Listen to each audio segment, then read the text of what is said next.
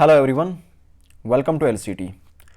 इस लेक्चर के अंदर हम 1947 से लेकर 2019 तक, वैसे जो लास्ट लेक्चर हुआ था हमारा, इसके अंदर आपने देखा होगा, लास्ट लेक्चर की मैं बात कर रहा हूँ, 1947 से लेकर 1990 तक जितने भी मेजर इवेंट हुए कश्मीर की हिस्ट्री के अंदर, उन सबको हमने डिस्कस किया था।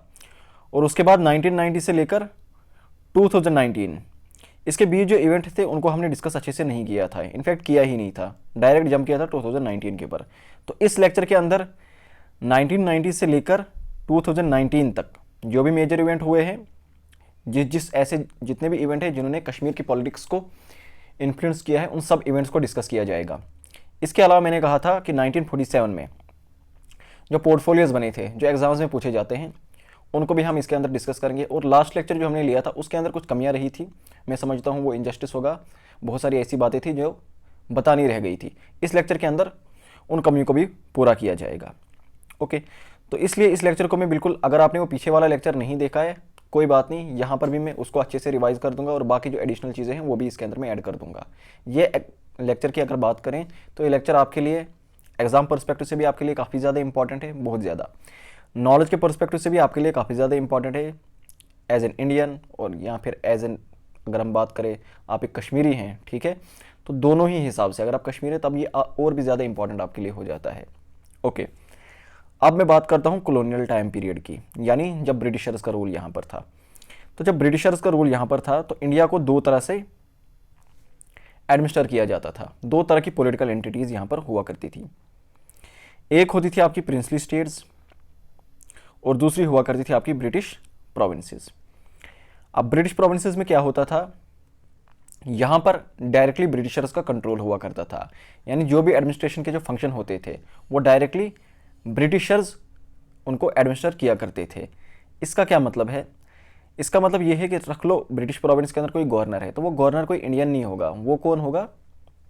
वो कोई ब्रिटिशर ही होगा। तो इसलिए जो ब्रिटिश प्रोविंसेस थी, यहाँ की जो एडमिनिस्ट्रेशन थी वो कौन संभालता था? वो डायरेक्ट ब्रिटिशर ही संभालते थे। जो बड़े बड़े, आप कह सकते हैं बड़े बड़े यहाँ पर जो अहदे हुआ करते थे, जो बड़ी बड़ी पोस्ट हुआ करती थी, वहाँ पर ब्रिटिशर्स बैठा करते थे। तो ये थी ब्रिटिश प्रोविंसेस। दूसरी बात करें प्रिंसली स्टेट्स, तो प्रिंसली स्टेट में क्या हुआ करते थे, जहाँ पर मोनार्क बैठा करता था, कोई किंग हो सकता था, कोई क्वीन हो सकती थी। मोनार्क का मतलब ये होता है। लेकिन इससे ये आप कंफ्यूज मत हो जाना, जब मैंने किंग कहा या मैंने क्वीन कही तो आप ये नहीं समझना कि जिस तरह से एक राजा हुआ करता है उसके ऊपर कोई पूछने वाला नहीं होता, उसको जो मन आता है वो करता है, ऐसा जैसा नहीं था। प्रिंसली स्टेट में क्या होता था, यहाँ पर जो किंग हुआ करता था या जो क्वीन, जो भी मोनार्क, में वर्ड मोनार्क यूज़ करूँगा, आप समझना कि मैं किंग या क्वीन की बात कर रहा हूँ। जो भी यहाँ पर मोनार्क हुआ करता था वो सॉवरन नहीं होता था। अब सॉवरेनिटी का मतलब क्या है, पहले मैं सॉवरेनिटी समझाता हूँ। देखो, इंडिया की बात करें तो इंडिया एक सॉवरन कंट्री है। सॉवरन कंट्री का मतलब है कि इंडिया अपने इंटरनल अफेयर्स और एक्सटर्नल अफेयर्स जो भी होंगे वो इंडिया इंडिपेंडेंटली उनको एग्जीक्यूट कर सकता है। बाहर का कोई अगर हमें ये नहीं बोलेगा कि भाई आपने ऐसा क्यों किया। मैं इसके एग्जांपल देता हूँ। रिसेंटली आपने सुना होगा आर्टिकल 370 जब रिवोक किया गया तो उसके ऊपर काफ़ी ज़्यादा इशू हुआ, बाहर की कंट्रीज़ ने अपोजिशन किया, स्पेशली पाकिस्तान की तरफ से काफ़ी ज़्यादा आया कि आपने ऐसा क्यों किया। आज भी चल रहा है। आज मैं देख रहा था रिसेंटली, कुछ दिन पहले की बात है, हमारे फॉरेन मिनिस्टर एस जयशंकर साहब, मिनिस्टर ऑफ एक्सटर्नल अफेयर्स, ये अमेरिका गए हुए थे, तो वहाँ वाशिंगटन में इनको आर्टिकल 370 के बारे में क्वेश्चन पूछा गया। तो इनने कहा देखो आर्टिकल 370 जो था वो एक टेम्परेरी प्रोविजन था हमारे कॉन्स्टिट्यूशन के अंदर, उसको हमने हटा लिया, वो एक टेम्परेरी प्रोविजन वो हमने हटा लिया। क्यों? इंटरनल सिक्योरिटी की वजह से। तो हम सॉवरेन हैं, आप ये हमें नहीं पूछ सकते। इन्होंने कहा आप हमें क्यों पूछोगे, हमारी अपनी मर्जी है, हम सॉवरेन है, आप कौन होते हैं हमें पूछने वाले हमने क्या करना है या क्या नहीं करना है। तो ये होती सॉवरेनिटी। बाहर का कोई अगर आपके घर के अंदर वो दादागिरी नहीं कर सकता कि आपने ऐसा क्यों किया, यानी अमेरिका हमें नहीं पूछेगा। ज़्यादा से ज़्यादा वो ये कर सकते हैं कि ऐसा आपने किया क्यों किया, क्योंकि अमेरिका को क्या है, मैं अमेरिका की बात करता हूँ, वो तो अपने आप को आज भी समझता है कि दुनिया क्या है, यूनिपोलर है, कि सारी दुनिया जो है उसी के अराउंड घूम रही है। लेकिन ऐसा नहीं है, आज मल्टीपोलर वर्ल्ड है, हर एक अपने अंदर जो है बादशाह है। खैर, टॉपिक दूसरी तरफ चला जाएगा। मैं सॉवरेनिटी समझा रहा हूँ। सॉवरेन का मतलब है कि आप इंटरनली एक्सटर्नली दोनों तरह से आप फ्री हो, आपको जो भी डिसीजन लेने हैं आपके ऊपर कोई पूछने वाला नहीं है। आपको इंटरनली कौन से लॉज बनाने हैं, आपको अपनी फॉरेन पॉलिसी कैसे रखनी है, किस कंट्री के साथ कैसे रिलेशन रखने हैं, ये कोई और डिसाइड नहीं करेगा, ये आप खुद डिसाइड करोगे। It means you are sovereign, आपके पास सॉवरेनिटी है। आई बात समझ? तो क्या प्रिंसली स्टेट के पास सॉवरेनिटी थी? नहीं, प्रिंसली स्टेट के पास कोई भी सॉवरेनिटी नहीं हुआ करती थी, इन्होंने अपनी सॉवरेनिटी कॉम्प्रोमाइज की हुई होती थी। अब अगर मैं बात करूं सब्सिडियरी अलायंस की, ओके, तो सब्सिडियरी अलायंस के अंदर क्या होता था, जब मैं मॉडर्न इंडिया की हिस्ट्री कराऊंगा, आपने अगर पढ़ी भी होगी तो आपको मालूम होगा, सब्सिडियरी अलायंस के अंदर आपको क्या करना होता था। सब्सिडियरी अलायंस के अंदर जब कोई भी princely state subsidiary alliance sign करती थी, लेट्स से हैदराबाद ने सब्सिडियरी अलायंस साइन कर दिया ब्रिटिशर्स के साथ, अब क्या होगा, अब हैदराबाद क्या काम करेगा, जो भी इंटरनल अफेयर होंगे, फॉर एग्जाम्पल लेट्स से कि कहीं किसी चीज़ के ऊपर टैक्स लगाना है, किसी चीज़ के ऊपर टैक्स कम करना है या बढ़ाना है, या किसी पनिशमेंट के लिए, किसी क्राइम के लिए कोई पनिशमेंट देनी है, ये इंटरनल अफेयर है, ये कौन डिसाइड करेगा, ये हैदराबाद के अंदर जो मनार्क बैठा, जो निज़ाम बैठा हुआ है वहाँ पे, या नवाब है या निज़ाम है, जो भी है वो डिसाइड करेगा। लेकिन हैदराबाद को for example let's say Carnatic के साथ, ट्रैवनकोर के साथ, इनके साथ कैसे रिलेशन रखने हैं, किसी दूसरी प्रिंसली स्टेट के साथ कैसे रिलेशन रखने हैं, अपनी मिलिट्री कितनी रखनी है कितनी नहीं रखनी है, ये डिसीजन कौन लेगा। तो ये जो बड़े डिसीजन हुआ करते हैं, जो मेजर डिसीजन होते थे, ये ब्रिटिशर लेते थे। आई बात समझ। यानी अभी अगर मैं इंडिया के कॉन्टेक्स्ट में बात करूं, हमें अपनी आर्मी को कितना बढ़ाना है, कितना रखना है, नेवी को कितना एक्सपेंड करना है, एयरफोर्स को कितना एक्सपेंड करना है, कौन से फाइटर एयरक्राफ्ट हमें यूज़ करने, कौन से नहीं, ये हम खुद डिसाइड करेंगे। हम अमेरिका से तो नहीं पूछेंगे, हम चाइना से तो नहीं पूछेंगे। आई बात समझ, क्यों, क्योंकि हम सॉवरेन हैं। लेकिन प्रिंसली स्टेट को क्या करना पड़ता था, प्रिंसली स्टेट ने अपनी सॉवरेनिटी कंप्रोमाइज की हुई होती थी, तो इसलिए प्रिंसली स्टेट क्या होती थी, ये सब ऑर्डिनेट हुआ करती थी ब्रिटिशर्स के। उम्मीद है ये टॉपिक क्लियर हुआ होगा। ओके, अब जब इंडिया आज़ाद हुआ, इंडिपेंडेंट हुआ 1947 के अंदर, तो जो प्रिंसली स्टेट थी, अब देखिए जो ब्रिटिश प्रोविंसेस थी, जो ब्रिटिश प्रोविंसेस थी, ये तो डायरेक्टली मर्ज होगी इंडिया के साथ, ओके। लेकिन प्रिंसली स्टेट के अंदर तो राजा हुआ करता था, अब क्या वो इंडिया के साथ मर्ज होता। तो प्रिंसली स्टेट को 3 चॉइसेस दी गई। इनको कहा गया कि भाई या तो आप इंडिया के साथ मर्ज हो सकते हो, आपके पास एक ऑप्शन है, इंडिया के साथ भी मर्ज हो सकते हो। आप पाकिस्तान के साथ चाहो तो पाकिस्तान के साथ मर्ज हो सकते हो, पाकिस्तान को ज्वाइन कर सकते हो, या फिर आप चाहो तो आप इंडिपेंडेंट रह सकते हो। ये 3 ऑप्शन दिए गए थे प्रिंसली स्टेट्स को। अब इसमें जितनी भी प्रिंसली स्टेट थी, जो आज का इंडिया जो आपको दिखाई दे रहा है, ठीक है, जो हमारा इंडिया है कंसोलिडेटेड, तो उसके अंदर जितनी भी प्रिंसली स्टेट थी उन सब ने इंडिया को ज्वाइन कर लिया। लेकिन 3 ऐसी प्रिंसली स्टेट थी जहां पे प्रॉब्लम रही। एक तो जम्मू एंड कश्मीर, दूसरा था हैदराबाद, और तीसरा जूनागढ़। जे के ऊपर मैं बाद में आता हूं। हैदराबाद में क्या हुआ, तो हैदराबाद ने भी कहा कि हमें इंडिया को ज्वाइन नहीं करना है। लेकिन लोग जो है हैदराबाद के भी और जूनागढ़ के भी, दोनों के लोग क्या चाहते थे कि हम इंडिया को ज्वाइन करें। तो हैदराबाद में क्या होता है, by mean police action, operation Polo launch किया गया था सरदार वल्लभ भाई पटेल जी की तरफ से, ऑपरेशन पोलो। तो इस ऑपरेशन पोलो के अंदर हैदराबाद को जो है फिर इंडिया को ज्वाइन करना पड़ा। ये लॉन्च किसने किया, इंडिया की तरफ से ज्वाइन किया गया था। आप कह सकते हैं बाय मीन पुलिस एक्शन। ये क्वेश्चन पूछा गया था कि बाय मीन पुलिस एक्शन कौन सी प्रिंसली स्टेट को इंडिया ज्वाइन करना पड़ा था। ओके, तो ऑपरेशन पोलो याद रखना। उसके बाद जूनागढ़ के अंदर क्या हुआ था, यहाँ पर रेफरेंडम किया गया था। अब रेफरेंडम क्या है, इसके अंदर एक और टर्म आएगी आगे लेक्चर में, प्लेबिसाइड। तो ये रेफरेंडम और प्लेबिसाइड, ये दोनों क्या होते हैं, ये डायरेक्ट डेमोक्रेसी के काफ़ी इंपॉर्टेंट फीचर्स होते हैं। इनको मैं थोड़ा सा समझा देता हूँ, उसके बाद में जे के पर आऊँगा, जे के अंदर क्या सिचुएशन थी। देखो, डेमोक्रेसी जो होती है, जो मॉडर्न डेमोक्रेसीज हैं, ज़रूरी नहीं है मॉडर्न डेमोक्रेसी जो भी है वो 2 तरह की होती है। एक होती है आपकी डायरेक्ट डेमोक्रेसी और दूसरी होती है आपकी इनडायरेक्ट डेमोक्रेसी।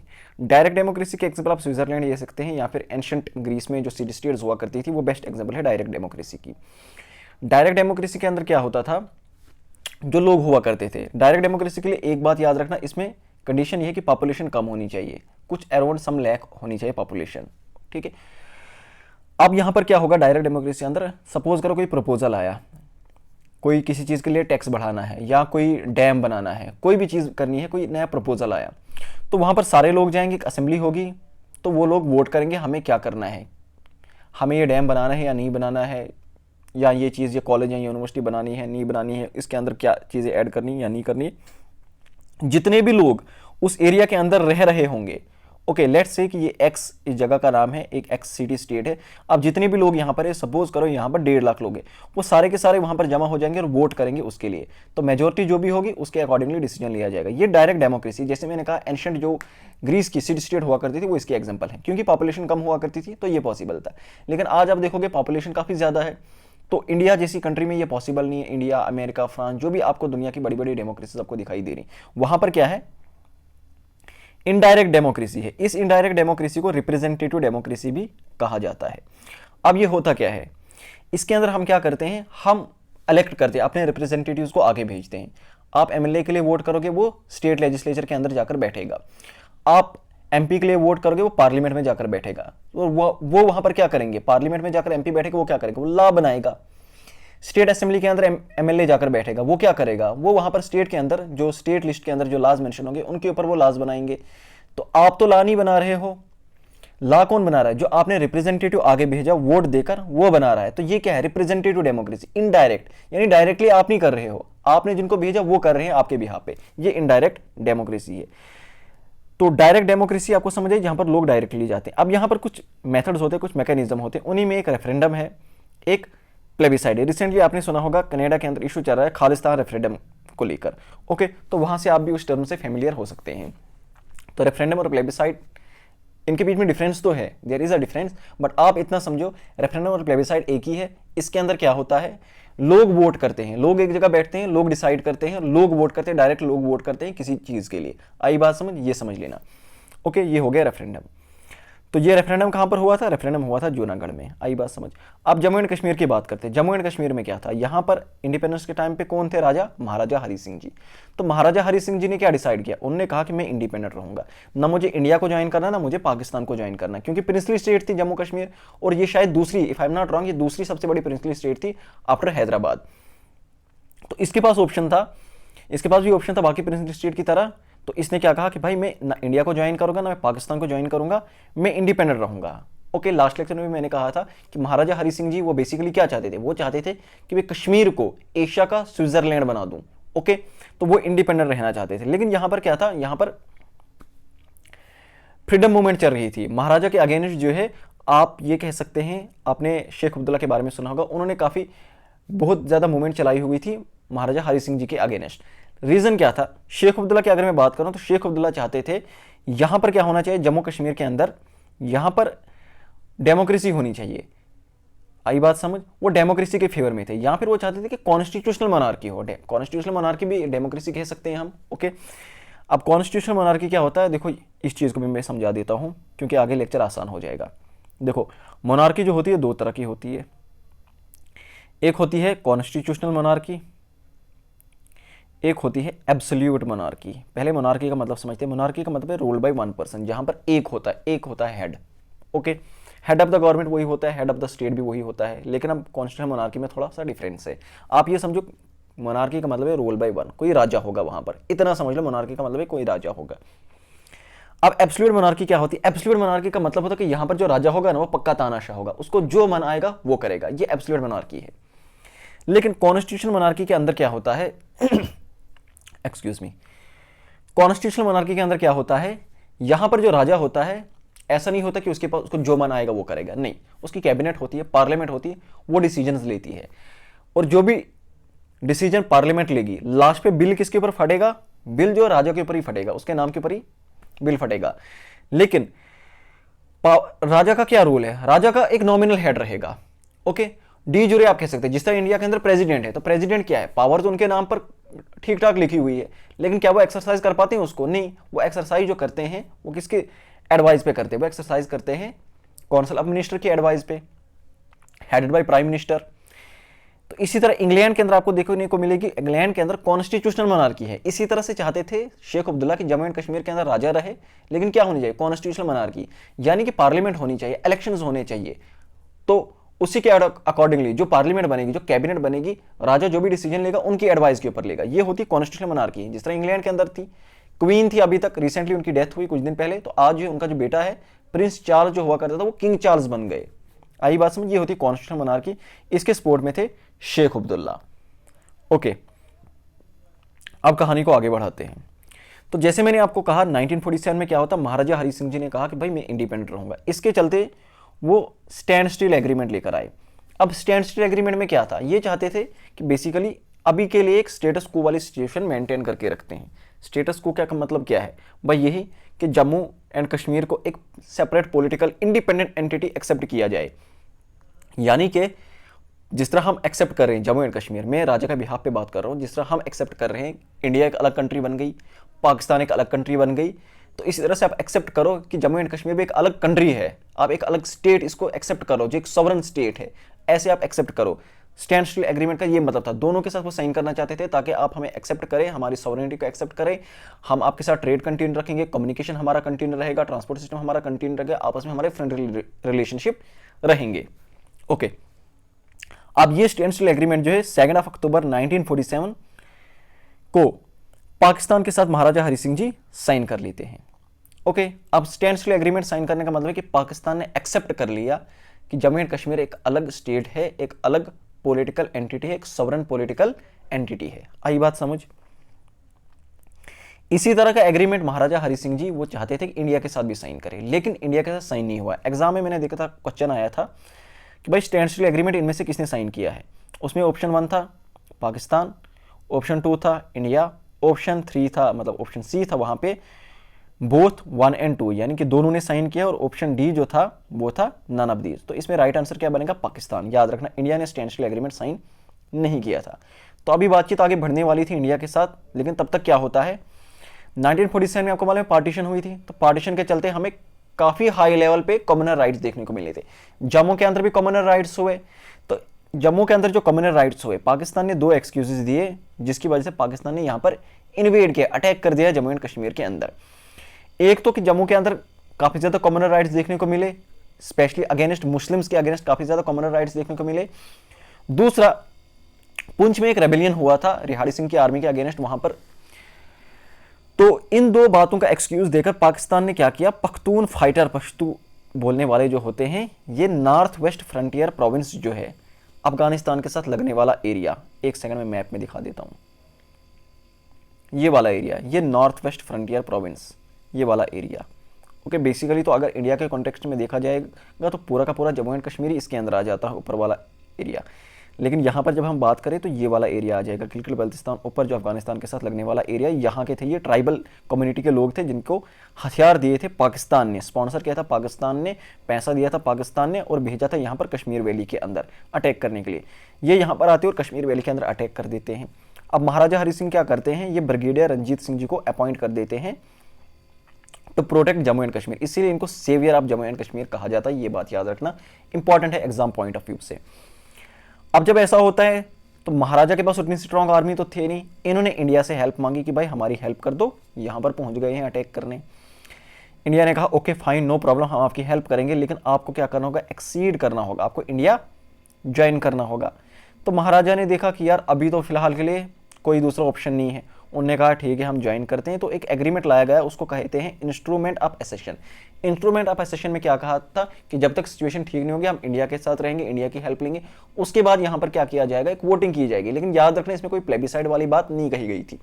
शेख अब्दुल्ला को काफी लंबे टाइम तक कंफ्यूजन रही थी कि यहाँ पर एक प्लेबिसाइड की बात हुई थी, तो इसकी वजह से आगे इनके साथ सेंटर के साथ काफी ज्यादा रिलेशन इनके खराब रहेंगे। तो शेख अब्दुल्ला ने भी इसको सपोर्ट किया। हालांकि जैसे मैंने आपको कहा था, शेख अब्दुल्ला क्या चाहते थे, वो चाहते थे यहाँ पर क्या हो, डेमोक्रेसी रहे, वो इसके फेवर में थे, ऑलरेडी थे। लेकिन अभी उन्होंने भी कहा कि चलो अभी के लिए यही जो है बेस्ट रहेगा, हमें इंडिया को ज्वाइन करना पड़ेगा।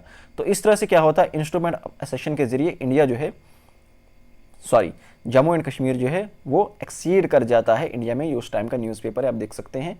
ये यहाँ पर महाराजा हरि सिंह जी हैं, ये यहाँ पर पंडित जवाहरलाल नेहरू जी हैं, और ये यहाँ पर शेख अब्दुल्ला बैठे हुए हैं, कैसे स्माइल कर रहे हैं कि हमने इंडिया को एक्सीड किया, हमने इंडिया को ज्वाइन कर लिया। ओके, अब जब इंडिया को ज्वाइन कर लेते हैं, पाकिस्तान ने इस इंस्ट्रूमेंट को रिजेक्ट कर दिया। इन्होंने कहा ये कौन सी बात हुई, ये तो एक ऐसे राजा ने साइन किया है जिसकी उतनी ज़्यादा पॉपुलरिटी नहीं है, बहुत ही अनपॉपुलर रूलर है, उसकी वजह से हुआ है। बहुत सारे लोग कश्मीर के अंदर तो लोग इसको बिल्कुल भी पसंद नहीं करते। ये एक्सक्यूज कौन दे रहा है, ये पाकिस्तान एक्सक्यूज दे रहा है। ओके, तो और ये कहा कि ये अंडर प्रेशर, इस वक्त इनके ऊपर प्रेशर था, तो अंडर प्रेशर इन्होंने साइन किया, और ये विल ऑफ द पीपल जो है वो रिप्रेजेंट नहीं कर रहा है। तो इस तरह के एक्सक्यूजेस पाकिस्तान ने दी, इसलिए बाद में जो है ये इशू यूएनओ में चला गया। वो हम बाद में देखेंगे, लेकिन अभी हम देखेंगे क्या होता है यहाँ पर। अब जब इंडिया ने हेल्प प्रोवाइड की, तो यहाँ पर एक इंपॉर्टेंट नाम आता है जो लास्ट लेक्चर में मुझे कहना भूल गया था, ब्रिगेडियर मोहम्मद उस्मान। तो ब्रिगेडियर मोहम्मद उस्मान साहब जो है, इन्हें लाइन ऑफ नौशेरा भी कहा जाता है। इसलिए बहुत सारे लोगों को कंफ्यूजन कि शायद ये राजौरी के रहने वाले थे, नौशेरा के रहने वाले थे। नहीं, ये यूपी के थे, आजमगढ़ डिस्ट्रिक्ट जो है यूपी में, वहाँ के रहने वाले थे। तो इन्होंने इंडो पाक वार जो पहला हुआ 1947-48 के अंदर, उसको लीड किया है यहाँ जम्मू एंड कश्मीर के अंदर, और बहुत ही ब्रेवरी। आप इनके बारे में पढ़ना मैं आपको रेकमेंड करता हूँ, इनके बारे में ज़रूर पढ़ना। बहुत ही ब्रेवरी के साथ इनने यहाँ पर जम्मू एंड कश्मीर के अंदर पाकिस्तानी आर्मी को पीछे खदेड़ा, और स्पेशली बार बार जो अटैक हो रहे थे नौशेरा और जहांगीर के ऊपर, क्योंकि स्ट्रेटेजिकली काफ़ी ज़्यादा इंपॉर्टेंट है ये दोनों लोकेशन, तो बार बार इनके ऊपर अटैक हो रहा था। इन्हीं को डिफेंड करते करते लास्ट पे 3 जुलाई 1948 के अंदर ये शहीद हो जाते हैं at the age of just 35। और कहा जाता है कुछ 15-16 दिन के बाद शायद इनका 36 बर्थडे आने वाला था, तो इसीलिए इनको काफ़ी ज़्यादा इनको सम्मान दिया गया था, ऑनर्ड विद महावीर चक्र। ओके, तो ये कौन थे? ये थे lion of Naushera brigadier Mohammad Usman. तो इस तरह से इंडिया ने हेल्प प्रोवाइड की, तो इंडिया ने जो है जो अटैक था, जो इन्वेडर्स थे उनको पीछे रपेल किया। तो पहली बार हमें देखने को मिलता है ये 1947 के अंदर इंडो पाक वार, इसके बाद आगे भी होंगी, लेकिन पहली जो वार थी वो 1947 वाली थी। इस जंग की खासियत क्या थी? बहुत हाई आल्टीट्यूड पे हमें इस जंग को देखने को मिला था, स्पेशली कारगिल और द्रास वाले एरिया में जो काफ़ी ज़्यादा हाई आल्टीट्यूड के ऊपर है, वहाँ पर हाई आल्टीट्यूड वारफेयर देखने को मिली थी। तो इंडियन आर्मी ने कंटिन्यूसली पुशबैक करती गई इन्वेडर को, नॉर्थन इंडिया की तरफ पीछे पीछे इनको खदेड़ती गई, जहाँ से आए थे बेसिकली आए थे वहाँ बारामूला उड़ी से आए हुए थे ये। लेकिन इसी टाइम पे जब पाकिस्तान ने देखा कि बात नहीं बन रही, इन्होंने जो आज का पीओके है वहाँ पर एक गवर्नमेंट सेटअप की, Azad Kashmir government, puppet government थी, कठपुतली सरकार थी, सेटअप कर दी, कहा भाई ये ऑटोनॉमस रीजन है, यहाँ पर देखो सरकार बनी हुई है। ओके, इसी टाइम पे यहाँ कश्मीर के अंदर क्या होता है, महाराजा हरि सिंह जी क्या करते हैं, उनने एडमिनिस्ट्रेशन से उनने रिटायरमेंट ले लिया और उन्होंने क्या किया, यहाँ पर एक इमरजेंसी एडमिनिस्ट्रेशन सेटअप की, खुद महाराजा हरि सिंह जी चले गए। ओके, तो अब यहाँ पर कोई राजा फिलहाल के लिए नहीं है, महाराजा हरि सिंह जी चले गए। देखो हमने उनके लेक्चर में पढ़ा भी था 1961 के अंदर उनकी डेथ कहाँ पे होती है, बम्बई में जाके होती है। तो इस इमरजेंसी एडमिनिस्ट्रेशन का हेड किसको बनाया था? इसको बनाया गया था शेख अब्दुल्ला को, इंपॉर्टेंट है। और बहुत सारे पोर्टफोलियोज यहाँ पर उस वक्त थे, जैसे जम्मू एंड कश्मीर में प्राइम मिनिस्टर हुआ करता था, 1965 तक यहाँ पर प्राइम मिनिस्टर रहा था। ओके, उसको भी हम देखेंगे, वो जो पोर्टफोलियोज थे वो एग्जाम्स के अंदर आते हैं, उनको हम डिस्कस करेंगे। तो अब क्या होता है, इसके बाद जब जंग थोड़ी देर के लिए रुक जाती है, वहां पर पीओके के अंदर वो कठपुतली सरकार बना ली उन्होंने। Excuse me. अब इंडिया चला जाता है यूएनओ के पास, दोनों चले गए थे, इंडिया भी और पाकिस्तान दोनों चले गए थे जुलाई 1948 में इस इशू को रिजॉल्व करने के लिए। तो यूनाइटेड नेशन क्या काम करता है, वो एक कमीशन सेटअप करता है, UNCIP, United Nation Commission for India and Pakistan. और एक यूएनओ की जो यूनाइटेड नेशन की जो सिक्योरिटी काउंसिल है, वहां पर एक रेजोल्यूशन पास होता है, काफी इंपॉर्टेंट है, resolution 47 of the United nation security council. अब इस रेजोल्यूशन के अंदर क्या बात की गई थी वो काफी ज्यादा इंपॉर्टेंट है, वो जानते हैं। इस रेजोल्यूशन ने 3 कॉन्सिक्वेंशियल नॉन बाइंडिंग स्टेप्स दिए थे। अब इसका मतलब समझते हैं। कॉन्सिक्वेंशियल का मतलब क्या है? कॉन्सिक्वेंशियल का मतलब है कि तीन है ना, देखो 3 कॉन्सिक्वेंशियल। 3 कॉन्सिक्वेंशियल का मतलब है कि भाई 3 स्टेप है, 1 2 3। जब एक पूरा होगा उसके बाद हम दूसरा पूरा करेंगे, जब दूसरा पूरा होगा उसके बाद हम तीसरा पूरा करेंगे। अगर पहला पूरा नहीं होता है तो दूसरा भी नहीं होगा, तो तीसरे का तो फिर सवाल ही पैदा नहीं होता है। तो ये मतलब है कॉन्सिक्वेंशियल का, यानी एक होगा फिर दूसरा होगा और फिर तीसरा होगा। तो वो स्टेप्स क्या थे, अब ये भी याद रखना, नॉन बाइंडिंग थे। नॉन बाइंडिंग का मतलब है कि ऐसा नहीं कि करना ही करना है इंडिया को, करना ही करना है पाकिस्तान को, अपनी मर्जी है, देख लो हमारी तरफ से हमने आपको ये solution, this is the way, ठीक है ना, जिससे इसका सोल्यूशन निकाला जा सकता है। पहला है कि भाई पाकिस्तान को जो है अपनी जो आर्मी है, जो इर्रेगुलर्स हैं, उनको कश्मीर वैली से निकालना होगा, इवन के जो पीओके वाला हिस्सा है ना वहां से भी बाहर निकालना होगा। मैं थोड़ा सा मैप पे दिखा दो ताकि आपके माइंड के अंदर एक तस्वीर बनी रहे। ये आप मैप देख सकते हैं, इसके अंदर जो आपको ये green colour, light green colour वाला एरिया दिखाई दे रहा है ना, ये है पाक ऑक्युपाइड कश्मीर, ठीक। इससे ये ऊपर वाला हिस्सा जो है ये गिलगित बल्तिस्तान है, और नीचे जो है आपको मुजफ्फरपुर और वो दूसरा वाला हिस्सा आई थिंक मीरपुर और Muzaffargarh, if I am not wrong, वो 2 आपको देखने को मिलते हैं। ओके, तो पाकिस्तान को क्या कहा यूएनओ ने कि यहाँ पर जो आपने आर्मी रखी है ना, यहाँ पर, क्योंकि जम्मू एंड कश्मीर अभी तक यहाँ तक पहुँच गया था, ओके, लेकिन इंटरनेशनल बॉर्डर तो पीछे है, तो उनसे कहा गया कि आपको यहाँ से भी अपनी आर्मी को विड्रॉल करना होगा। पहला स्टेप ये था, जब आप यहाँ से अपनी आर्मी हटाओगे फिर इंडिया जो है इस रीजन को ऑक्युपाई करेगा। तो पूरा का पूरा जो हिस्टोरिकली जम्मू एंड कश्मीर का जो ओरिजिनल मैप है, इसके अंदर पूरे के पूरे के अंदर इंडिया की जो है आर्मी, इंडिया की मिलिट्री यहाँ पर आ जाएगी। लेकिन ऐसा नहीं कि पूरी की पूरी होगी, बस थोड़ी सी कहा है, इंडिया को भी अपनी आर्मी हटानी पड़ेगी, बस थोड़ी सी इतनी रखनी होगी जिससे एक लॉ एंड ऑर्डर मेंटेन किया जा सके। और उसके बाद फिर रीजन के अंदर जो है एक प्लेबिसाइड किया जाएगा। अब लोग क्या डिसाइड करते हैं वो होगा। ओके, मैं स्टेप्स के ऊपर वापस आता हूँ।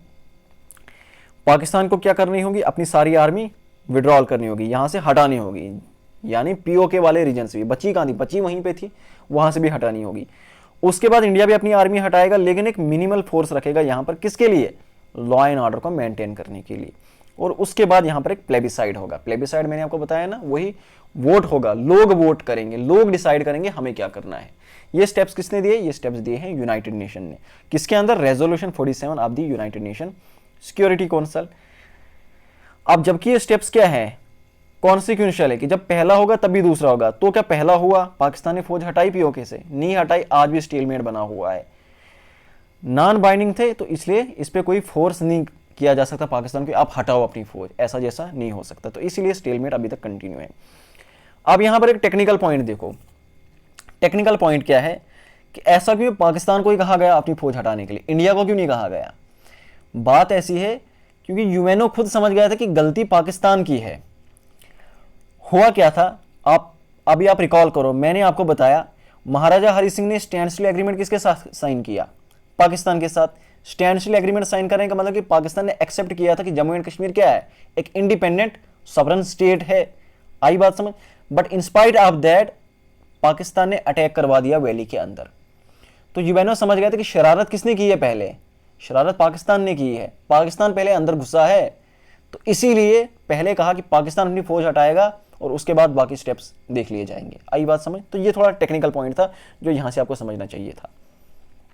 टाइमलाइन आगे बढ़ती है, जैसे मैंने कहा पाकिस्तान ने अपनी फौज हटाई नहीं, पाकिस्तान कहता मैं फौज हटाऊंगा, इंडिया पूरे रीजन को ऑक्युपाई करेगा, फिर प्लेबिसाइड होगा या नहीं होगा वो बात की बात है। आई बात समझ। स्टेलमेट कंटिन्यू है। फिर 1947 में जहां पर पाकिस्तान आज पहुंचा है, वहां पर एक सेकंड में मैप के अंदर दिखा देते, ये क्लियर हो जाएगा। ये देखो, ये आपको दिखाई दे रहा है। तो 1948 के अंदर क्या किया गया, ये वाला जो एरिया है, अब देखो इंटरनेशनल बॉर्डर तो पीछे जो ब्लैक कलर में आपको दिखाई दे रही है, ये वाला, ये तो इंटरनेशनल बॉर्डर है, पाकिस्तान तो आगे आया है ना। 1948 में जब देखा कि अभी तो कोई सोल्यूशन नहीं निकल रहा है, तो अभी के लिए क्या किया गया, इस एक सीज फायर एग्रीमेंट साइन किया गया। सीज फायर का मतलब क्या होता है, कोई परमानेंट सोल्यूशन नहीं है। सीज फायर का ये मतलब नहीं कि बस चलो हो गई लड़ाई खत्म, इसका मतलब कि अभी टेम्परेरी के लिए हम रुक जाते हैं। लड़ाई से किसका क्या बनना है, लड़ाई से तो नुकसान हो जाना है दोनों तरफ से, इकॉनमी जो है, इकॉनमी का बट्टा बैठ जाना है। तो फिलहाल के लिए रुक जाते हैं, लड़ाई को थोड़ी देर के लिए रोकते हैं। टेम्परेरी होता है सीज फायर एग्रीमेंट जो होता है, टेम्परेरी आप कह सकते हैं, टेम्परेरी पीस एग्रीमेंट होता है, परमानेंट सोल्यूशन नहीं होता है, कोई परमानेंट पीस ट्रीटी नहीं होती। तो ये जो लाइन थी, कहा गया कि फिलहाल के लिए इस लाइन को हम सीज फायर लाइन मानते हैं, फॉर आर प्रैक्टिकल पर्पसेज यही हमारे बीच में बॉर्डर का काम करेगा। बट ये इंटरनेशनली रिकॉग्नाइज्ड बॉर्डर नहीं है, ये याद रख लेना। ओके। इसके बाद 1952 के अंदर दिल्ली एग्रीमेंट होता है। ये किसके बीच में होता है, नेहरू और शेख अब्दुल्ला के बीच में, और यहाँ पर आर्टिकल 370 हमें देखने को मिलता है। अब दिल्ली एग्रीमेंट की खास बात क्या थी, ये यही खास बात थी इसकी कि हमने आर्टिकल 370 यहाँ पर लाया था। और आर्टिकल 370 फिलहाल के दिल्ली एग्रीमेंट की बात करता हूँ, 1952 में हुआ था। ये किस किस के बीच में था, ये इंडिया के प्राइम मिनिस्टर थे जवाहरलाल नेहरू जी, ओके, और कश्मीर को रिप्रेजेंट कौन कर रहे थे, शेख अब्दुल्ला रिप्रेजेंट कर रहे थे। आर्टिकल 370 जो है ये किसने ड्राफ्ट किया था, ये ड्राफ्ट किया था दो लोगों ने, एक शेख अब्दुल्ला और दूसरे थे गोपाल स्वामी अयंगर।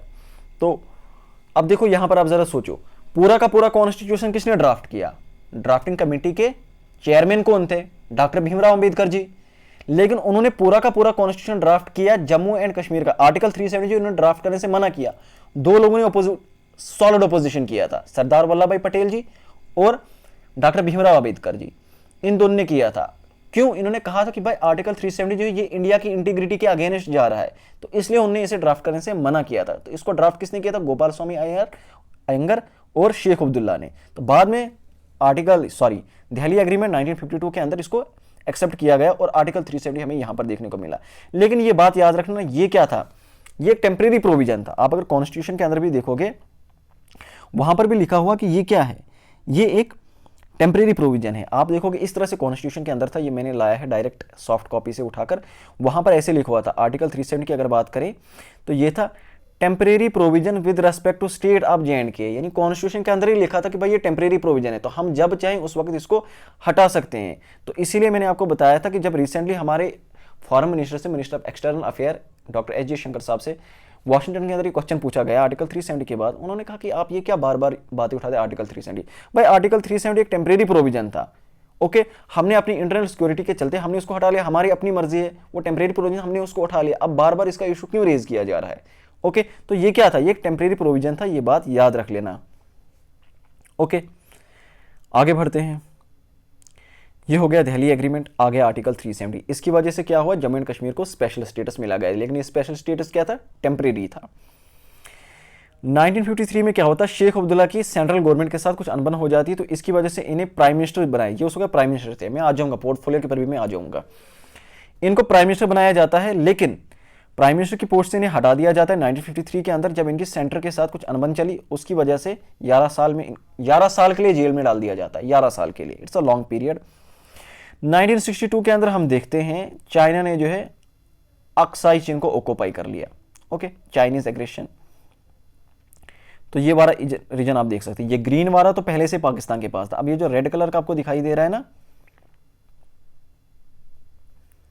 ये वाला, ओके ये किसके पास चला गया, ये चला गया चाइना के पास, ओके ये है अक्साई चीन वाला एरिया, ये चला गया किसके पास, चाइना के पास। तो इसके अलावा एक और 1963 के अंदर, if I am not wrong, एक सेकंड, 1965 के अंदर, सॉरी 1965 के अंदर साक्षगांव वैली भी मैप में दिखा देता हूँ, ये वाला एरिया जो ये वाला आपको दिखाई दे रहा है, ये किसके पास था, ये पाकिस्तान के पास था। पाकिस्तान की दोस्ती चाइना के साथ काफ़ी ज़्यादा बढ़ने लगी और उसने ये गिफ्ट कर दी चाइना को, ओके तो इसी दोस्ती का नतीजा है जो आज आपको पाकिस्तान में सिचुएशन देखने को मिल रही है, डेब्ट ट्रैप में फंस चुका है चाइना के साथ। खैर वो एक अलग बात है, तो अभी के लिए ये उठाकर इसने गिफ्ट कर दी चाइना को। तो अब आप देख सकते हो पहले इशू किसके बीच में था, इंडिया और पाकिस्तान के बीच में था, लेकिन अभी इशू जो है यहाँ पर एक थर्ड पार्टी कूद पड़ी है। तो अब अगर कहीं सोल्यूशन की बात आएगी तो यहाँ पर चाइना को भी बीच में लाना पड़ेगा। तो देख लीजिए टाइम जैसे जैसे आगे गुजरता गया ये इशू जो है और ज़्यादा कॉम्प्लिकेट होता गया, ओके तो चाइना ने ऑक्यूपाई कर लिया अक्साई चीन को। फिर इसके बाद 1964 के अंदर शेख अब्दुल्ला को रिलीज़ किया जाता है, तो उन्होंने नेहरू के साथ फिर से बातचीत करनी स्टार्ट की। बातचीत क्या हो रही थी, वो अपनी प्लेबिसाइड वाली बात पे अड़े हुए थे, मैंने कहा था ना ये काफ़ी देर तक अपनी प्लेबिसाइड वाली बात पे लगे रहेंगे। तो नेहरू ने इनको बात करने के लिए पाकिस्तान भेज दिया, पाकिस्तान इनका ठीक ठाक वेलकम हुआ, लेकिन फिर हम देखते हैं 1964 के अंदर नेहरू की डेथ हो जाती है और फिर बातचीत जो है बिल्कुल खत्म हो गई। 1965 के अंदर साक्षगांव वैली जो है पाकिस्तान ने उठाकर गिफ्ट कर दी चाइना को। 1972 के अंदर शिमला एग्रीमेंट, अब शिमला एग्रीमेंट कब हुआ था, ये yes this is Bangladesh liberation war, okay या इंडो पाक वार 1971, बांग्लादेश वार 1971, कुछ भी कह लो। तो ये कब हुई थी, 1971 के अंदर हुई थी, जहां पर बांग्लादेश जो है पाकिस्तान से टूटकर अलग हो गया था। यानी पहले क्या था, पहले इंडिया था, यहां पर आपको पाकिस्तान देखने को मिल रहा था और यहां पर दूसरा पाकिस्तान। ये जो बांग्लादेश वाला था इसको बोलते थे ईस्ट पाकिस्तान, और ये जो आज का पाकिस्तान इसको बोलते थे वेस्ट पाकिस्तान, ओके लेकिन बांग्लादेश के अंदर इतना जुल्म किया लोगों के साथ कि फाइनली बांग्लादेश को लोगों को आज़ादी की लड़ाई लड़नी पड़ी। वो एक अलग चीज़ है, वो वहाँ पर क्या हुआ था, लेकिन बांग्लादेशी लोगों के साथ बहुत गलत हुआ था। इस तरह आज बलूचिस्तान के लोगों के साथ कर रहे हैं ना, और वो भी अपनी लिबरेशन के लिए उन्होंने अपनी बलूचिस्तान लिबरेशन आर्मी बनाई है, वैसे बांग्लादेश में भी हुआ था। तो बांग्लादेश इस तरह से 1971 के अंदर टूटकर पाकिस्तान से अलग हो गया, ओके तो ये थी 1971 वाली बांग्लादेश वार। अब इसके बाद क्या होता है, इसके बाद 1972 के अंदर इसी के चलते शिमला एग्रीमेंट होता है। इसमें पाकिस्तान के प्रेसिडेंट थे जुल्फिकार भुट्टो और इंदिरा गांधी। अब यहाँ पर क्या इस एग्रीमेंट की खास बात क्या थी, इसकी बात करते हैं। यहाँ पर जो अभी तक हम सीज फायर लाइन देख रहे थे ना, सीज फायर लाइन ड्रॉ की, उस सीज फायर लाइन को LOC नाम दे दिया गया, और उसके बाद जो कुछ प्रिजनर ऑफ वॉर्स थे उनका एक्सचेंज किया गया शिमला एग्रीमेंट के अंदर। शिमला एग्रीमेंट कहाँ, हिमाचल के अंदर, शिमला कहाँ है, हिमाचल के अंदर, तो वहाँ पर ये एग्रीमेंट हुआ था। किस किस के बीच में हुआ था, इंदिरा गांधी थी इंडिया की प्राइम मिनिस्टर, पाकिस्तान के प्रेसिडेंट थे, याद रखना हो सकता है वो क्वेश्चन में प्राइम मिनिस्टर की जगह प्रेसिडेंट की जगह प्राइम मिनिस्टर डालेगा कंफ्यूज करने के लिए, तो इस बात का ख्याल रखना। पाकिस्तान के प्रेसिडेंट थे जुल्फिकार अली भुट्टो, 2 जुलाई 1972 को हुआ था, ओके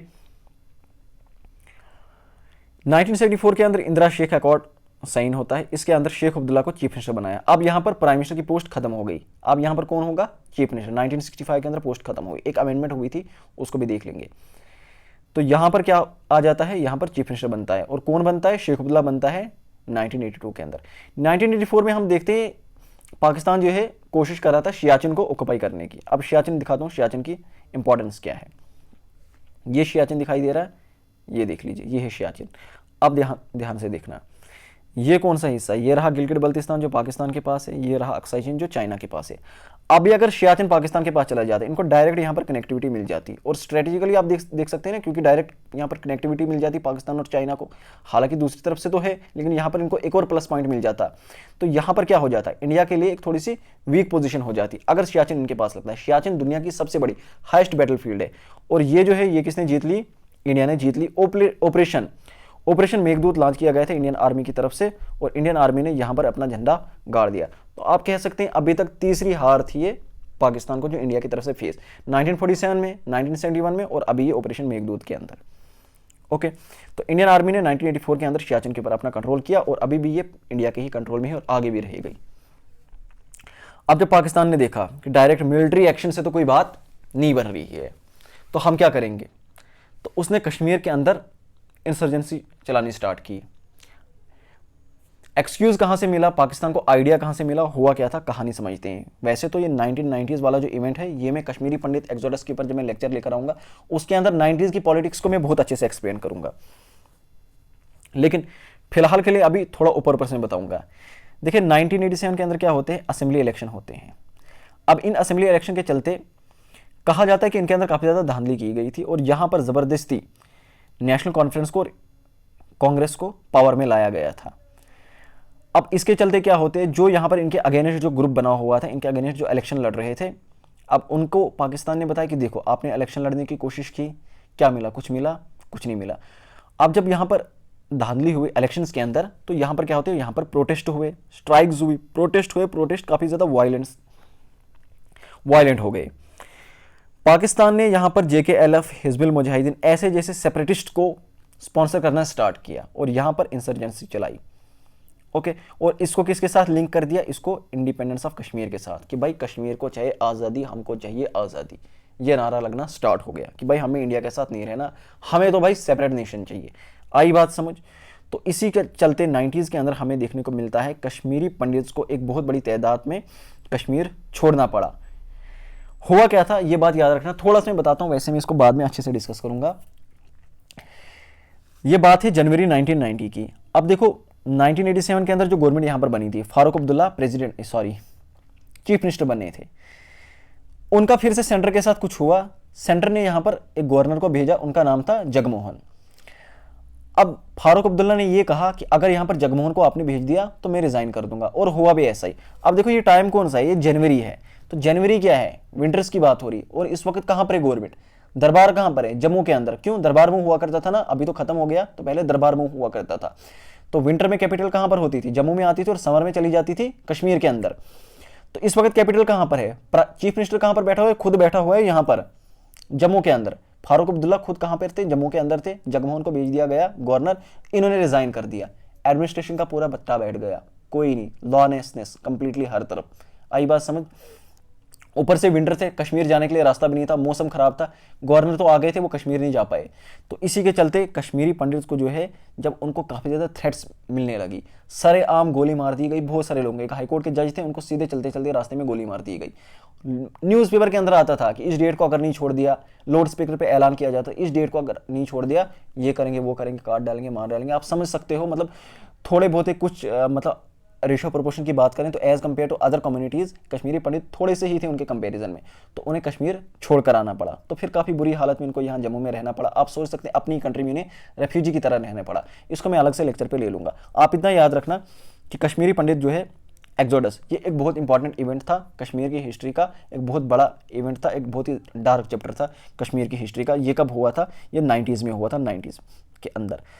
इसके बाद क्या होता, जब यहाँ पर काफ़ी ज़्यादा मिलिटेंसी बढ़ी, तो इंडियन गवर्नमेंट ऑफ इंडिया ने क्या किया, यहाँ पर ऑस्फा एक्ट लगा दिया। ये क्या होता है, ये होता है armed force special power act. ऐसा नहीं कि इंडिया में पहले नहीं था, नॉर्थ ईस्टर्न स्टेट के अंदर ये पहले से लगा हुआ था। इसके अंदर क्या होता है, मिलिट्री को, क्योंकि अब ये पुलिस के बस की बात तो नहीं थी, यहां पर आर्मी को आना पड़ा, तो आर्मी को काफी ज्यादा पावर दी गई इस एक्ट के अंदर। जैसे ऑन मेयर सस्पेंशन आप किसी को गोली मार सकते थे, चेकिंग कर सकते थे विदाउट वारंट, अरेस्ट भी कर सकते थे विदाउट वारंट। तो काफी ज्यादा इस तरह की पावर देनी जरूरी थी ताकि काउंटर इंसर्जेंसी ऑपरेशन चलाए जा सके, ऑपरेशन ऑल आउट जैसे ऐसे ऑपरेशन चलाकर जो है, जो बढ़ रहा था टेररिज्म, जो बढ़ रहा था, जो मिलिटेंसी बढ़ रही थी, उसको कंट्रोल में लाया जा सके। ओके, उम्मीद है यहां तक की कहानी क्लियर होगी। ओके, ये डायरेक्ट 2019 वाली स्लाइड आ गई। इसके बाद क्या होता है, इसके बाद के आगे के इवेंट देखते हैं।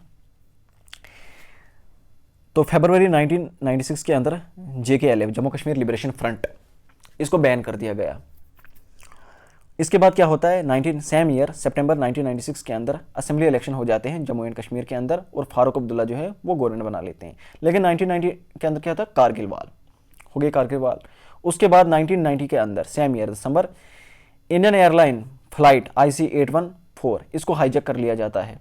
हाईजैक ये कौन सा वाला इवेंट है, ये वो मसूद अजहर वाला इवेंट है। ओके, 2001 में क्या होता है, श्रीनगर के अंदर, इवन के इंडिया के अंदर भी फिलहाल के लिए अक्टूबर 2001 के अंदर श्रीनगर की जो असेंबली है वहां पर अटैक किया गया।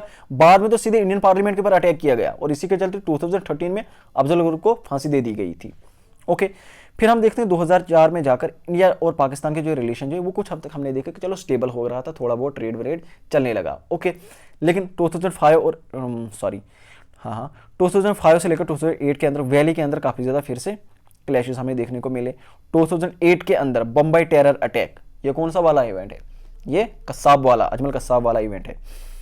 2010 के अंदर वैली के अंदर फिर से काफी ज्यादा प्रोटेस्ट लगे होने। तो इस तरह से आप देख सकते हैं थोड़ी सी स्टेबिलिटी आ रही है, थोड़ी से फिर से वायलेंस हो रहा है, फिर से स्टेबिलिटी आ रही है, फिर से वायलेंस आ रहा है। तो कंटिन्यूसली हमें एक स्टेबिलिटी यहां पर देखने को नहीं मिल रही है। 2015 के अंदर क्या होता है, 2015 के अंदर जब इलेक्शन हुए तो सेंटर के अंदर कौन आ गई, बीजेपी आ गई। अब जब बीजेपी आती है तो यहां पर सेंटर के अंदर तो आ गई कंप्लीट फुल मेजोरिटी, स्टेट के अंदर जम्मू एंड कश्मीर के अंदर उन्हें कोलिशन बनानी पड़ी, किसके साथ, PDP के साथ। और ऐसा पहली बार हुआ कि बीजेपी ने जम्मू एंड कश्मीर के अंदर किसी गवर्नमेंट के साथ कोलिशन बनाकर अपनी सरकार बनाई हो। इसीलिए आप देखोगे जो डिप्टी CM थे वो कौन थे, वो बीजेपी के थे। फिर 2016 में क्या होते हैं, जो उस वक्त के चीफ मिनिस्टर थे उनकी डेथ हो जाती है, और उनकी बेटी महबूबा मुफ्ती ये बन जाती है नई चीफ मिनिस्टर। लेकिन 2016 में क्या होता है, अब 2016 का इवेंट, अप्रैल 2016 में तो ये हुआ, जुलाई 2016 में बुरहान वानी वाला इंसिडेंट होता है। तो इसकी वजह से काफी ज्यादा प्रोटेस्ट हमें देखने को मिले और काफी देर तक कर्फ्यू चला। ओके, कहानी आगे बढ़ती है। 2018 में बीजेपी जो है, जो अलायंस था उनका PDP के साथ, उससे पुल आउट कर लेते हैं। जब अलायंस से पुल आउट कर लेते हैं तो क्या हो जाता है, यहां पर किसी के पास मेजोरिटी नहीं थी। मेजोरिटी जो आती वो किसके साथ बनती है, कोलिशन के साथ बनती थी, कोई कोलिशन बना ही नहीं। तो इसके चलते जो टाइम पीरियड था वो खत्म हो गया। गवर्नर सत्यपाल मलिक थे, उन्होंने असेंबली को डिसॉल्व कर दिया। आई बात समझ। फिर दिसंबर 2018 में क्या होता है, सेंट्रल रूल स्टेट के अंदर इंपोज कर दिया जाता है। फरवरी 2019 में पुलवामा अटैक, और मई 2019 के अंदर अब फिर से 2015 में इलेक्शन हुए, अब 2019 में फिर से सेंटर में फिर से बीजेपी आ गई। बीजेपी सेकंड टर्म के लिए सेंटर में वापस आ जाती है, और 2019 मई में हुआ ये, जून, जुलाई और अगस्त के अंदर आर्टिकल 370 और 35A को रिपील कर दिया।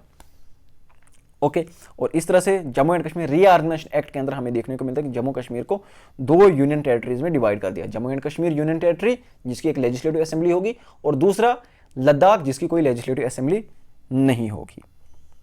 ओके, अब थोड़ा सा मैं उसके ऊपर बात करता हूं। यह है द कॉन्स्टिट्यूशन ऑर्डर 2019। तो हुआ क्या था, जो उस वक्त स्टेट हुआ करती थी जम्मू एंड कश्मीर, इसका अपना एक कॉन्स्टिट्यूशन हुआ करता था और एक स्पेशल स्टेटस एंजॉय किया करता था under article 370 of the constitution of India. अच्छा, ये बात भी याद रखना, बहुत सारे लोगों को लगता है कि आर्टिकल 370 जो है ये कश्मीर के कॉन्स्टिट्यूशन का आर्टिकल था, नहीं, ये इंडिया के कॉन्स्टिट्यूशन का आर्टिकल था, ये बात याद रख लेना। उसके बाद 2019 के अंदर जब ये होता है तो एक स्पेशल स्टेटस, ये जो स्पेशल स्टेटस था आर्टिकल 370 के अंदर, इसको एबॉलिश किया गया था प्रेसिडेंशियल ऑर्डर। ओके, हो सकता है पेपर में वो पार्लियामेंट्री ऑर्डर डाल दे, या किसी और तरीके से भी पूछ सकता है। तो आप याद रखना ये क्या था, प्रेसिडेंशियल ऑर्डर था, और ऑर्डर का नाम क्या था, the constitution applicable to Jammu and Kashmir application to Jammu and Kashmir 2019, order 2019। इससे पहले क्या हुआ था, 1954 के अंदर भी एक ऑर्डर आया था, वो था the constitution application to Jammu and Kashmir order 1954। तो उसने इस ऑर्डर को, 2019 वाले ऑर्डर ने पुराने वाले ऑर्डर को क्या किया, सुपरसीड किया। तो 2019 के जो ऑर्डर आए थे उसके चलिए इंडिया के जितने प्रोविजन थे वो डायरेक्टली जम्मू एंड कश्मीर के अंदर इंप्लीमेंट हो गए, एक्सटेंड हो गए। लेकिन आर्टिकल 370 जो है बहुत सारे लोगों को लगता है इसको हटा दिया गया है कॉन्स्टिट्यूशन से। हटा नहीं दिया गया है, ये इनऑपरेटिव है। वहां पर कॉन्स्टिट्यूशन के टेक्स्ट के अंदर आज भी आपको देखने को मिलेगा, लेकिन किसी काम का नहीं है। बाद में फिर reorganisation act 2019, okay, Jammu and Kashmir reorganisation act 2019, इसने क्या किया, स्टेट को बाइफरकेट कर दिया दो सेपरेट यूनियन टेरिटरीज में, जम्मू एंड कश्मीर जिसकी एक लेजिस्लेटिव असेंबली होगी और लद्दाख जिसकी लेजिस्लेटिव असेंबली नहीं होगी। हाईकोर्ट दोनों का कॉमन होगा। वो सब हम देखेंगे जब मैं Jammu and Kashmir reorganisation act 2019 को कराऊंगा, इसके अंदर वो सारी बातें मैं डिस्कस कर लूंगा। तो ये यहाँ तक की कहानी उम्मीद है आपको क्लियर होगी। ये मैंने जितने भी इंपॉर्टेंट इवेंट थे राइट फ्रॉम 1947 से लेकर 2019 तक, उन सबको मैंने डिस्कस किया। जितने भी इवेंट रहे, जम्मू एंड कश्मीर के कॉन्टेक्स्ट में बात करें, इंडिया के कॉन्टेक्स्ट में बात करें, जिन्होंने कश्मीर की पॉलिटिक्स को इन्फ्लुएंस किया, वो सारे मैंने इसके अंदर डिस्कस किए। अब पोर्टफोलियो वाला बचता है, एग्जाम के लिए काफी इंपॉर्टेंट है। तो देखो, जम्मू एंड कश्मीर में 1947 से पहले जो पीएम थे, first PM of Jammu and Kashmir before 1947, इनको अपॉइंट किया था महाराजा हरि सिंह ने। ये कौन थे, सर एल्बियन बैनर्जी। उसके बाद इंटीरियम गवर्नमेंट समझाता हूं। देखो इंटीरियम गवर्नमेंट क्या होता है, इंडिया के कॉन्टेक्स्ट में बात करते। देखिए 1947 में इंडिया आज़ाद हुआ, 1951-52 में जाकर पहले लोकसभा इलेक्शन हुए, उसके बाद मिनिस्ट्रीज बनी, पोर्टफोलियोज बने। लेकिन इसके बीच में जो गवर्नमेंट थी, इसके बीच में भी कोई एजुकेशन मिनिस्टर रहा होगा, डिफेंस मिनिस्टर रहा होगा ना। तो वो जो गवर्नमेंट होगी उसको क्या बोलेंगे, उसको बोलेंगे इंटीरियम गवर्नमेंट, यानी जो इलेक्टेड नहीं थी, बस एडमिनिस्ट्रेशन को रन करने के लिए गवर्नमेंट बनाई गई थी, वो होती इंटीरियम गवर्नमेंट, ओके, जिसके इलेक्शन नहीं हुए होते। तो इंटीरियम गवर्नमेंट की अगर बात करें तो उस वक्त first PM of Jammu and Kashmir after 1947, यानी 1947 के बाद, लेकिन इंटीरियम गवर्नमेंट के, तो कौन थे पीएम, वो थे मेहरचंद महाजन जी। लेकिन इलेक्टेड गवर्नमेंट की अगर बात करें, first PM of Jammu and Kashmir after 1947 elected, ये है शेख अब्दुल्ला। और पहले deputy PM of Jammu and Kashmir कौन है, बख्शी गुलाम मोहम्मद। उसके बाद ये एक इंपॉर्टेंट अमेंडमेंट है, sixth constitutional amendment, sixth amendment of the state constitution 1965। इसके अंदर क्या हुआ, होता क्या है, जैसे मैंने आपको बताया था कि पहले यहां पर पीएम हुआ करता था, उसको वजीर आजम बोलते थे, उसको बदलकर चीफ मिनिस्टर बनाया गया। तो पीएम का सीएम बनाया, और जो सदर रियासत होता था वो उसको गवर्नर बनाया गया। तो अगर ये बताया जाएगा, गवर्नर को पहले क्या कहते थे, सदर रियासत कहते थे। चीफ मिनिस्टर को पहले जम्मू एंड कश्मीर में पीएम कहते थे या वजीर आजम। तो पहले चीफ मिनिस्टर अगर आप बात करें 1965 के अंदर थे, वो है गुलाम मोहम्मद सादिक। करण सिंह जो है ये पहले गवर्नर थे, और पहले डिप्टी गवर्नर आपके कौन थे, मिर्जा मोहम्मद अफजल बेग। ओके, तो उम्मीद करता हूं यहां तक की जो कहानी है वो आपको क्लियर हुई होगी। तो जैसे मैंने कहा कि 1947 से लेकर 2019 तक जम्मू एंड कश्मीर के अंदर जितने भी मेजर इवेंट हुए हैं, जिस इवेंट ने जम्मू एंड कश्मीर की पॉलिटिक्स को इन्फ्लुएंस किया, वो सारे मैंने इसके अंदर कवर किए। अब इसके अंदर कुछ इंपॉर्टेंट लेक्चर रहते हैं जो बनाने हैं। कश्मीरी पंडित एक्सोडस, क्योंकि वो 90s की पॉलिटिक्स को अच्छे से आपके सामने रिप्रेजेंट करेगा। इसके अलावा Jammu and Kashmir reorganisation act, ये दो इंपॉर्टेंट है। इसके अलावा तो ऐसे तो बहुत सारे यहाँ पर टॉपिक हैं जिनके अंदर लेक्चर बनना चाहिए, लेकिन ये दो इंपॉर्टेंट हैं जिनके ऊपर मैं स्पेशली लेक्चर लेकर आऊंगा। तो उम्मीद करता हूँ ये लेक्चर आपको पसंद आया होगा। इसे शेयर कीजिए, मैं किसी लेक्चर के लिए शेयर करने को नहीं कहता, लेकिन ये बहुत इंपॉर्टेंट है बीइंग एन इंडियन, और स्पेशली अगर आप कश्मीर के रहने वाले, ये आपको शेयर करना चाहिए, हर एक तक पहुंचाना चाहिए, ताकि जो सच्चाई है वो सबके सामने आ जाए, रियल फैक्ट्स क्या, क्योंकि इसके अंदर मैंने आपको हार्ड कोर फैक्ट, जो रियलिटी है वो मैंने आपके सामने रखी है। तो उम्मीद करता हूँ लेक्चर बहुत पसंद आया होगा आपको। Thank you so much, bye bye, take care.